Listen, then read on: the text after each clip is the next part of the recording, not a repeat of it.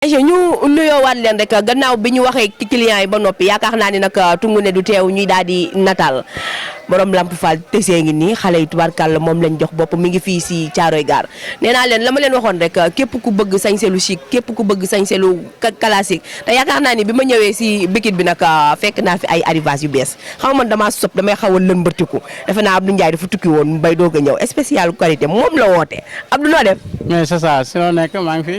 naa la Baye Fall bu mag bi. maa ngi nii maa la raw si loo nekk.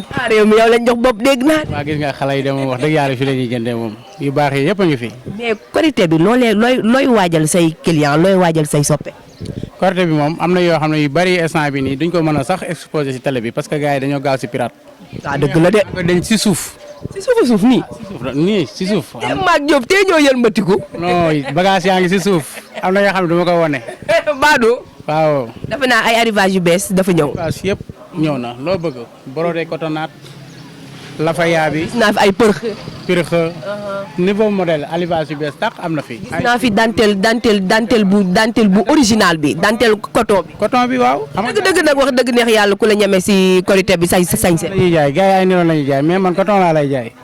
ñoom ñooy jaay ay nilon yow yaay jaay coton. maa jaay coton bi ñoom ay nilon la ñuy jaay.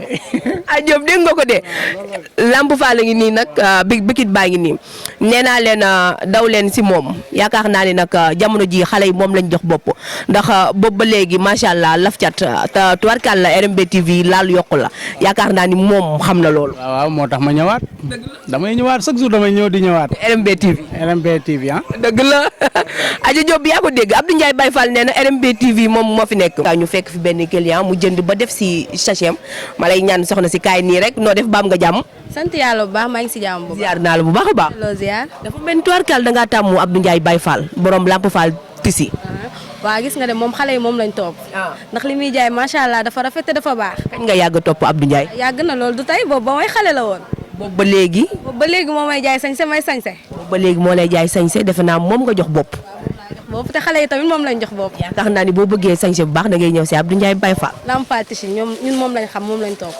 man daal yéen laa bëgg daal ndeke xale yi daal Diop Abdou Ndiaye Baye Fall moom lañ jox tubarkaal bopp wax dëgg neex yàlla nag jàmbaar ji si Caaroy Gaar la xale yi sàjj nañ nee naa leen képp ku bëgg lu baax képp ku bëgg loo xam ne lu naturel la si Korité bi nga bëgg a sañse bëgg a defar ba mu baax nee naa la joxal bopp Lamp Fall Tissu si Abdou Ndiaye Baye Fall Caaroy Gaar la soriwul képp ku ko ñeme rek di nga sañse client bi jënd na ba def si sachet yaakaar naa ni sànq ba léegi gaa yaa ngi ñëw gaa yaa ngi dugg di génn waaye RMB TV kontaane nañ la bu baax a baax. merci beaucoup ñoo la gën a kontaan. ayca looy wax xale yi jigéen yi nga xam ne xamaguñu Abdou Ndiaye Baye Fall. yéen xale yi jigéen yi nga xam te ne xamagoo leen Lamp Fall Tissu damaa bëgg ngeen di ñëw ci Lamp Fall Tissu mu leen di sàjjal lu rafet man ku dugg sama TikTok xam ne damay sañse te damay def ba mu baax ndax man moom laa topp. ñëw ci moom mu leen di sañse lu amul fenn xale bu ci bëgg a belli ci Korité bi rek ñëwal ci moom ñun génération 2000 moom ñun moom lañ topp. waa léegi dégg nga génération 2000 Abdou Ndiaye Baye Fall lañ jox bopp Lamp Fall Tissu yaakaar naa ni nag def leen ni moom daw leen ngeen ñëw rombati rëcc la te yéexati ñàkk la.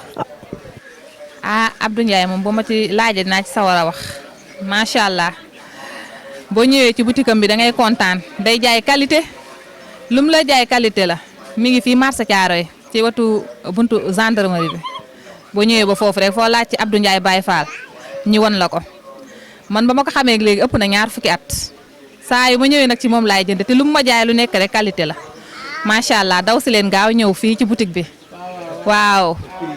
prix yi moom dafa abordable loo bëgg rek am na fi lépp loo bëgg depuis ci cuub tissu brodé jasiner lépp loo bëgg mi ngi fi macha allah.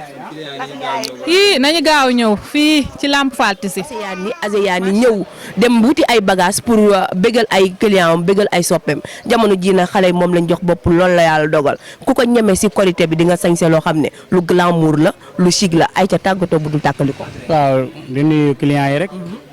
dina wax dëgg yàlla fi ñu jàpp noonu la. parce que xale yi dañ maa jox bopp. maa ngi leen di ñaanal leen ñëpp rek sans datu daari ni di leen jox sama numéro téléphone 77. laataa loolu adresse bi exact li fan la. fii marché Thiaroye la Lamp Fall Tissu si côté gendarmerie bi rek. waaw soo ñëwee moom ko laaj Baye Fall même soo wootee wu sax soo laajtee place Baye Fall rek cat ba cat foo ci laajte Baye Fall ñu ne la fii la. joxeel numéro bi tubarkalla xale yi jàpp. waaw 77. numéro bi 249 62 46. bamtuwaat ko. 77. 249 62 46. biir Lamp Fall te si Abdou Ndiaye Baye Fall bu mag bi la Aïcha ñu joxante dig daje si beneen équipe.